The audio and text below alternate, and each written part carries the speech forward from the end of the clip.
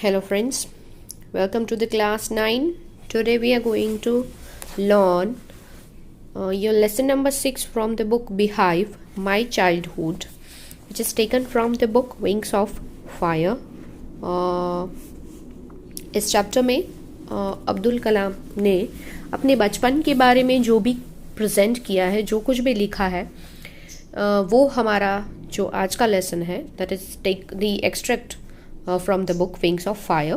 So let's start the lesson. Can you think of any scientist who have also been statesmen?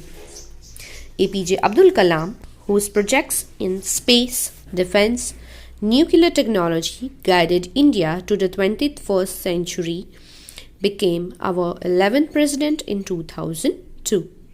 In his autobiography, Wings of Fire, he speaks of his childhood. So, यहाँ पर उन्होंने अपनी childhood के बारे में जो कुछ भी लिखा है इस लेसन में, that we will learn today. So let's start the lesson. I was born into a middle-class Tamil family in the island town of Rameshwaram in the Eastwhile, Madras state. My father, Jainul Abdin, had neither much formal education nor much wealth. Despite these disadvantages, he possessed great innate wisdom and true generosity of spirit. He had an ideal helpmate in my mother, Ashiyamma. I do not recall the exact number of people she fed every day, but I am quite certain that far more outsiders ate with us than all the members of our own family put together. यहाँ पर उन्होंने लिखा है, उनका जन्म एक middle class Tamil family में रामेश्वरम के टाउन में जो ईस्ट वाइल मद्रास स्टेट है वहाँ पर हुआ था. उनके फादर जैनुल आब्दीन, उनके पास ना तो बहुत एजुकेशन था, ना ही बहुत उनके पास पैसा यानी कि वेल्थ थी. डिस्पाइट दिस, इन सारी चीज़ों के ना होने के बावजूद भी he possessed great innate wisdom and a true generosity. फिर भी उनके अंदर बहुत ही अच्छी क्वालिटीज़ थी, like generosity and a good wisdom. और उनके साथ आइडल हेल्पमेट में उन्हें मिली थी उनकी मदर यानी कि जैनुल आब्दीन की वाइफ, जिनका नाम था आशियम्मा. उन्होंने ये भी यहाँ पर बताया है कि वो एग्जैक्ट नंबर ऑफ पीपल नहीं बता सकते कि कितने लोग उनके घर पर रोज़ खाना खाने आते थे. एंड मोर कि member of our own family यानी कि उनकी खुद की फैमिली मेंबर से भी ज़्यादा लोग उनके घर पे रोज़ खाना खाने आते थे. तो इसका मतलब कि लोग बाहर के लोग भी उनके घर पे खाना खाने आते थे. तो यहाँ पर उनके पेरेंट्स का जो नेचर है वो बहुत ही जेनरस है. I was one of many children, a short boy with a rather undistinguished look, born to tall and handsome parents. वो बहुत ही लुक में इम्प्रेसिव नहीं थे, हाइट भी उनकी बहुत ही शॉर्ट थी, जबकि उनके पेरेंट्स बहुत ही टॉल एंड हैंडसम थे. तो यहाँ पर उन्होंने लिखा है कि लुक वाइज वो बहुत ही इम्प्रेसिव नहीं थे. We lived in our ancestral house which was built in the middle of the 19th century. It was a fairly large pucca house made of limestone and a brick on the mosque street in Rameswaram.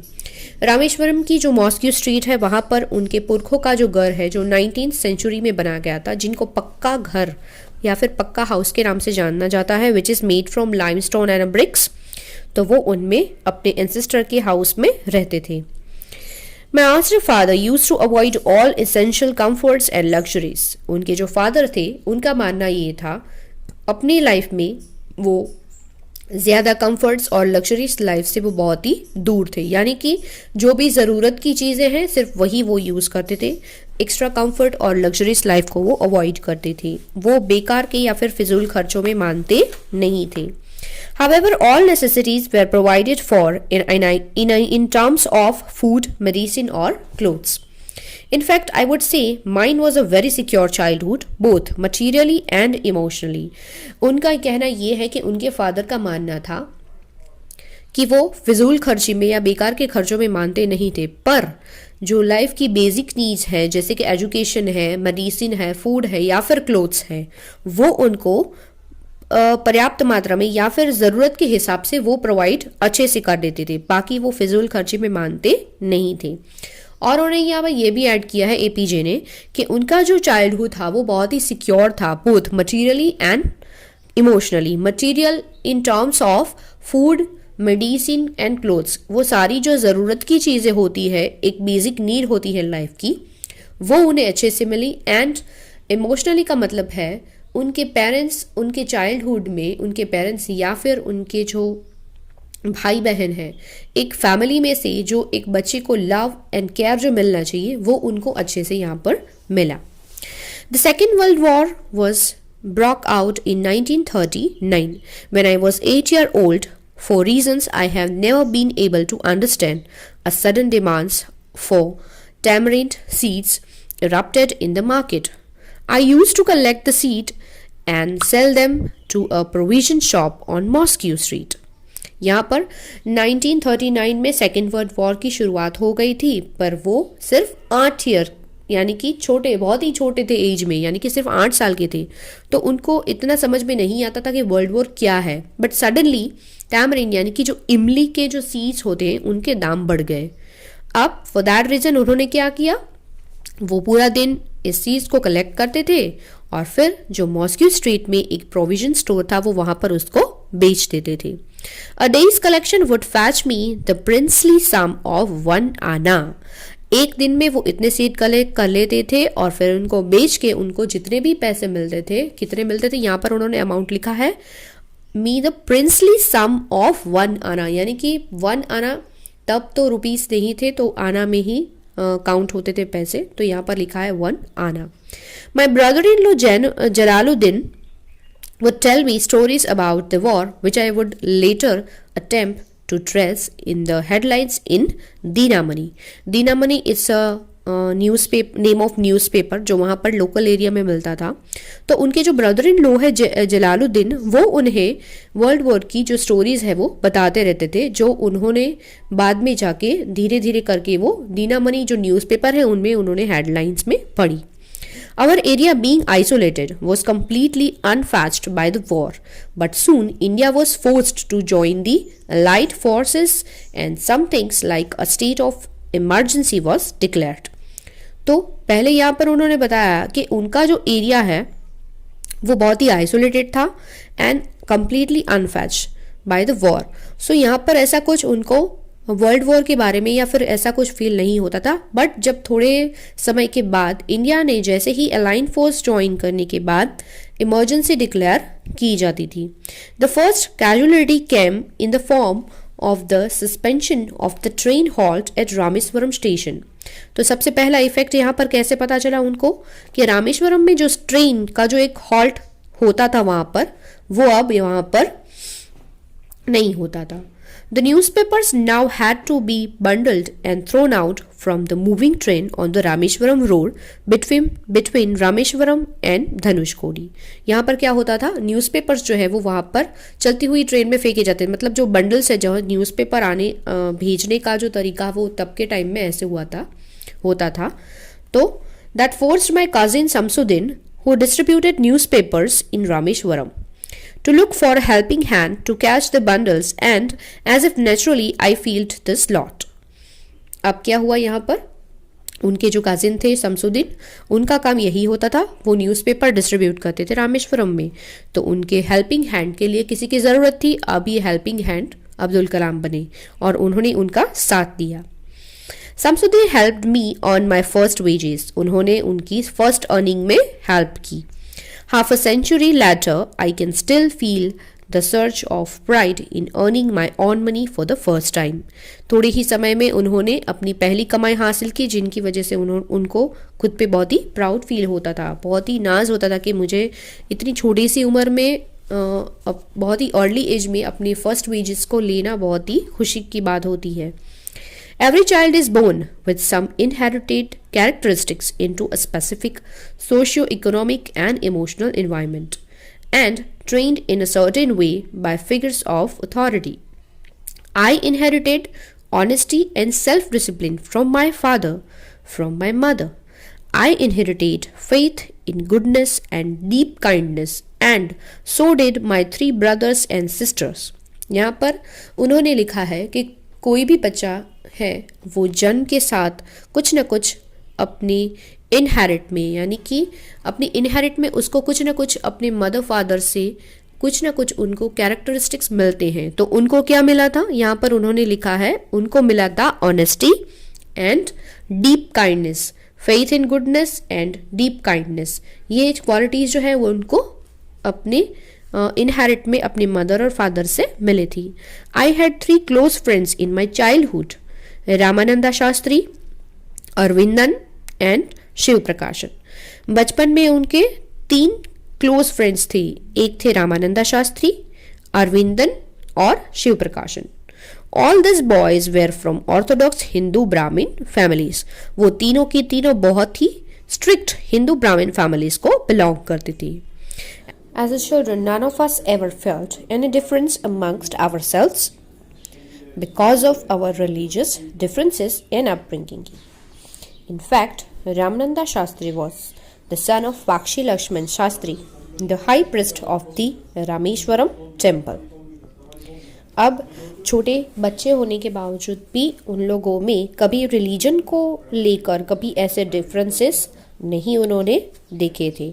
और in fact देखा जाए तो रामानंदा शास्त्री जो है वो पाक्षी लक्ष्मण शास्त्री जो Rameswaram temple की high priest थी उनका बेटा था। Later he took over the priesthood of the Rameswaram temple from his father. और आगे जाके उन्होंने अपने पिताजी से यही प्रिस्टहुड हासिल किया। Arvindan went into the business of arranging transport for visiting pilgrims, and Shiv Prakashan became a catering contractor for the Southern Railways. आगे जाके जो अरविंदन है उन्होंने ट्रांसपोर्ट अरेंज करने का जो विजिटिंग पिलग्रिम्स है उनके लिए जो ट्रांसपोर्ट अरेंजिंग का बिजनेस है वो उनमें आगे बढ़े। और शिव प्रकाशन जो है वो आगे जाके साउथर्न रेलवेज में कैटरिंग कॉन्ट्रैक्टर का काम जो बिजनेस है वो लेके आगे बढ़े। During the annual Sri Sita Ram Kalyanam ceremony, our family used to arrange boats with a special platform for carrying idols of the Lord from the temple to the marriage site, situated in the middle of the pond called Ramatirtha, which was near our house. Events from the Ramayana and from the life of the prophet were the bedtime stories my mother and grandmother would tell the children in our family. यहाँ पर आप देख सकते हो कि एक मुस्लिम होने के बावजूद भी वो उनके फैमिलीज़ में पहले से ही ये सिखाया गया है कि जो धर्म होते हैं वो हमेशा ही अच्छा ही सिखाते हैं, चाहे वो हिंदू हो या मुस्लिम हो या कोई और हो। सो यहाँ पर आप देख सकते हो कि रामेश्वरम में एनुअल सीताराम कल्याणम जो सेरेमनी है उसमें उनकी फैमिली जो है वो गॉड की जो आइडल्स होती है, जो राम की और सीता जी की जो आइडल्स है जिसको वो लोग एक जगह से दूसरी जगह वहाँ पर लेकर जाते थे। पॉन्ड के बीच में एक जो जिनका नाम बताया गया है रामतीर्थ, वहाँ पर ले जाते थे और उनकी फिर से शादी करवाते थे। सो इस सेरेमनी में उनकी फैमिली भी इसमें शामिल होती थी और उन आइडल्स के लिए वो स्पेशली बोट्स अरेंज करती थी। तो यहाँ पर ये भी बताया गया है कि उनकी मदर और उनकी दादी जो है वो उनको बचपन में रामायणा और ऐसे प्रॉफिट्स की स्टोरीज है वो उनको बेड टाइम स्टोरीज में सुनाती थी। One day when I was in the 5th standard at the Rameshwaram Elementary School, a new teacher came to our class. I used to wear a cap which marked me as a Muslim, and I always sat in the front row next to Ramananda Shastri, who wore the sacred thread. The new teacher could not stomach a Hindu priest's son sitting with a Muslim boy. अब यहाँ पर क्या होता है, एक दिन की बात है जब वो 5th स्टैंडर्ड में थे, रामेश्वरम की जो एलिमेंट्री स्कूल है उसमें पढ़ते थे। वहाँ पर एक नए टीचर जो आए क्लास में पढ़ाने के लिए, तो उन्होंने वहाँ पर देखा कि जो अब्दुल कलाम है वो फ्रंट लाइन में बैठे थे टोपी पहन के, जो टोपी सिंबल करती थी उनके मुस्लिम होने का, और उनके दोस्त के साथ बैठे थे जिनका नाम था रामानंदा शास्त्री। वो एक हिंदू फैमिली से बिलोंग करते थे जिन्होंने एक सैक्रेड थ्रेड जो पवित्र धागा होता है वो पहने हुए हैं। अब ये जो नए टीचर है उनको ये बात हजम नहीं हुई कि एक मुस्लिम लड़का जो है वो किसी हिंदू प्रिस्ट के सन के साथ बैठा हुआ है। In accordance with our social ranking, as the new teacher saw it, I was asked to go and sit on the backbench. I felt very sad, and so did Ramananda Shastri. He looked utterly downcast as I shifted to my seat in the last row. The image of him weeping when I shifted to the last row left a lasting impression on me. अब क्या हुआ, उस teacher ने इस social ranking की वजह से बच्चों में एक जैसे दीवार खड़ी करने का काम किया कि बच्चों के दिमाग में पहले से ही ये जहर खोलने का काम किया, बोल सकते हैं हम कि उसने एपीजे को कहा कि तुम जाके लास्ट बेंच पर बैठो, और ये बात उसको बहुत बहुत बहुत बुरी लगी। एंड उनके जो फ्रेंड थे रामानंदा शास्त्री, उसको ये बात बहुत ही बुरी लगी। वो तो बेचारे एकदम से रो ही पड़े जैसे, और वो उनकी जो रोनी सूरत है वो एपीजे ने कहा कि आज भी मेरे वो माइंड में छपी हुई है कि उसकी सूरत कैसी हो गई थी। अपने फ्रेंड्स को ऐसे पीछे बिठाने के लिए जैसे पनिशमेंट मिली तो उनको भी ये बात अच्छी नहीं लगी। After school, we went home and told our respective parents about the incident. Lakshmana Shastri summoned the teacher and in our presence told the teacher that he should not spread the poison of social inequality and communal intolerance in the minds of innocent children. School से घर जाने के बाद दोनों बच्चों ने ही अपने parents को ये पूरी बात सुनाई। इसके बाद लक्ष्मणा शास्त्री जो है उन्होंने इन टीचर को बुलाया और सबके सामने उनको बताया कि आप बच्चों के दिमाग में ये जहर खोलने का काम ना करें। Social inequality and communal intolerance, ये सारी बातें इन इनोसेंट बच्चों के दिमाग में अभी से ही बच्चों के दिमाग में ऐसा जहर घोलना ठीक नहीं है। He bluntly asked the teacher to either apologize or quit the school and the island. उन्होंने बहुत ही ब्लंटली यानी कि बहुत ही सफाई से कह दिया उनको, किसी से भी डरे बिना सबके सामने बता दिया, या तो आप सबसे अपोलोजाइज करें और या तो ये नौकरी जो टीचिंग की जॉब है आपकी, ये टीचिंग की जॉब, ये स्कूल और ये आइलैंड छोड़कर चले जाएं। Not only did the teacher regret his behavior, but the strong sense of conviction. Lakshmana Shastri conveyed ultimately reformed this young teacher. ना अब क्या हुआ, not only did the teacher regret, उन्होंने सिर्फ अपना बिहेवियर भी नहीं सुधारा पर एक स्ट्रॉन्ग सेंस ऑफ कन्विंशन, यह जो लक्ष्मण शास्त्री है उन्होंने ये एक रिफॉर्म यानी कि कुछ ऐसे बदलाव जो है वो यहाँ सोसाइटी में बहुत ही ज़रूरी होते हैं। तो उनकी ये जो ब्लंट बात थी इसकी वजह से उस टीचर का बिहेवियर भी काफ़ी चेंज हो गया और सोसाइटी में एक अच्छा सा जो रिफॉर्म है वो भी यहाँ पर अब बिल्ट हो रहा था। So that is good thing कि बचपन से ही बच्चों के दिमाग में ऐसी बातें बिठानी नहीं चाहिए। और एक प्रिस्ट होने के बावजूद भी उन्होंने ये बात को बहुत अच्छे से समझी और सोसाइटी में ऐसे रिफॉर्म्स के लिए कुछ ऐसे डिसीजंस लेने बहुत ही ज़रूरी होते हैं जो उन्होंने बहुत ही ब्लंटली होके ये सुना दिया। On the whole, the small society of Rameshwaram was very rigid in terms of the segregation of different social groups.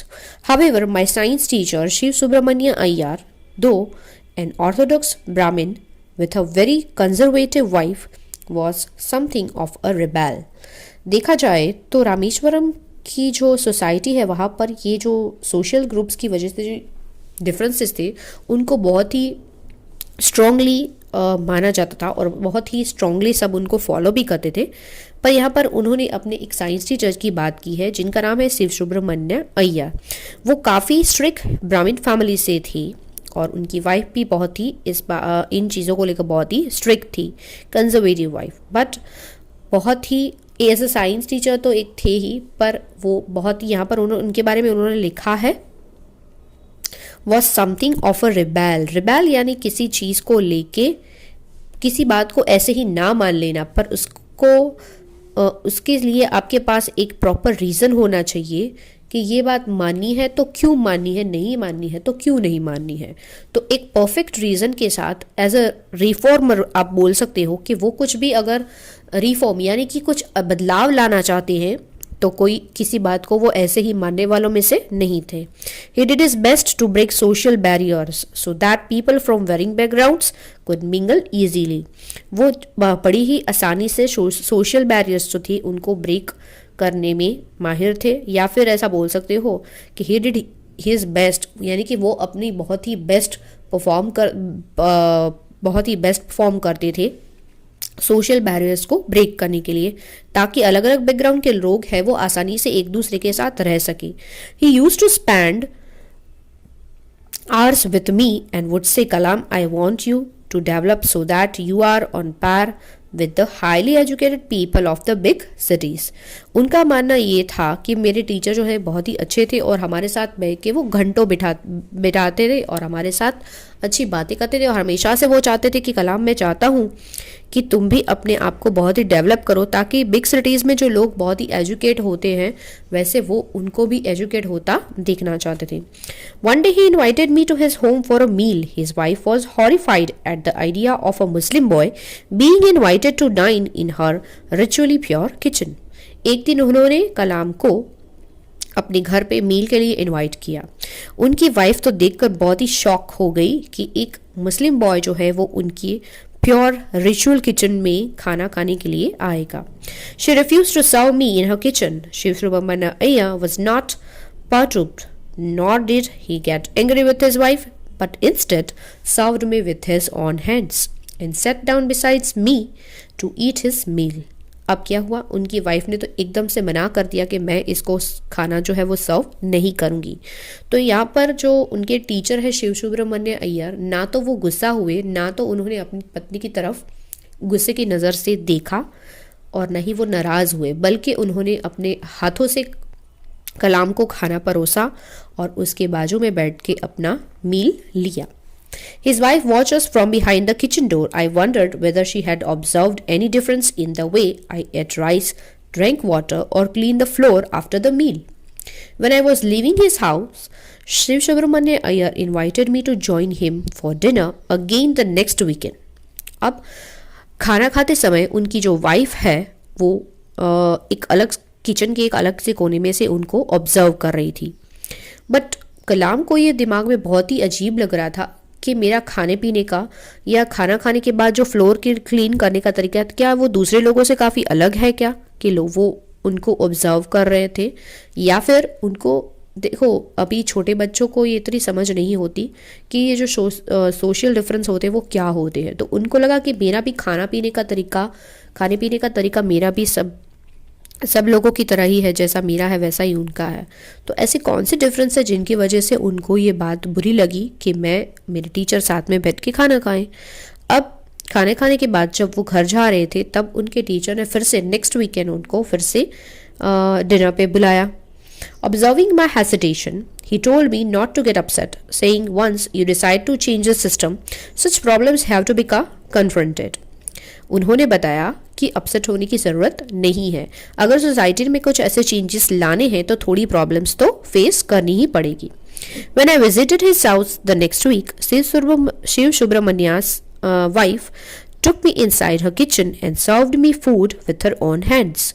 जब नेक्स्ट वीक वो उनके घर गए तो उनकी वाइफ ने उनको सामने से अपने किचन के अंदर बुलाया और अपने हाथों से खाना परोसा. The Second World War was over and India's freedom was imminent. Indians was built their own India, declared Gandhiji. The whole country was filled with an unprecedented optimism.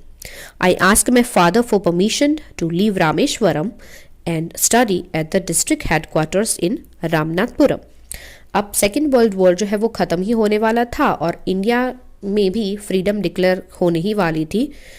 और गांधी जी ने ये डिक्लेयर किया कि इंडिया जो है वो अब अपना खुद का इंडिया जो है वो बिल्ड करने वाला है. पूरी की पूरी कंट्री, पूरा का पूरा जो देश है, अनप्रेसिडेंटेड ऑप्टिमिज्म, एक ऐसी आशा की किरण जैसे उन लोगों के दिमाग में छा गई थी, एक खुशी की लहर कि अब सब लोग अपनी ज़िंदगी अपने ऑन से जीना चाहेंगे. एक ऐसी और होप ऑफ रे आप बोल सकते हो कि जिसकी वजह से लोगों को जीने की आज़ादी और जो फ्रीडम वो लोग चाहते थे वो अब मिलने वाली थी. और उन्होंने उस टाइम में अपने फादर से बात की परमिशन के लिए कि वो रामेश्वरम छोड़ के आगे अपनी पढ़ाई के लिए जो डिस्ट्रिक्ट हेडक्वार्टर्स है रामनाथपुरम में वहाँ पर जाना चाहते हैं.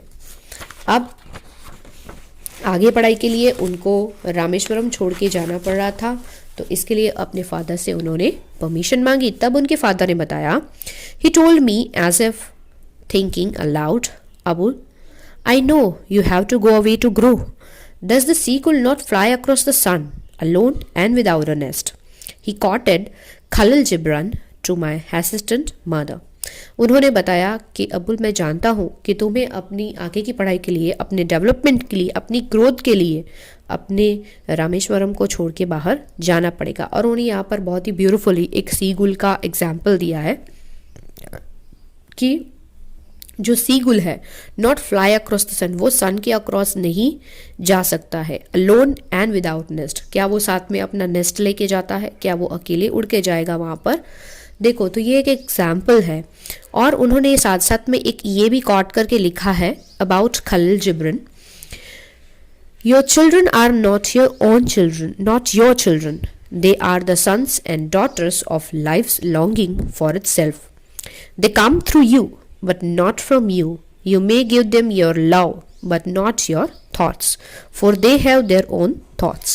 खलील जिब्रान का एक अच्छा सा कॉट्स है जो उन्होंने यहाँ पर अपनी मदर के लिए भी बताया है कि आपके बच्चे जो है वो आपके ही बच्चे नहीं हैं। They are sons and daughters of life, वो जिंदगी के बच्चे हैं। क्यों? क्योंकि they are come through you, वो आपके थ्रू आए हैं, बट नॉट फ्रॉम यू। तो आप अपना प्यार और अपनी केयर दो उसे, पर अपने विचार नहीं। क्यों?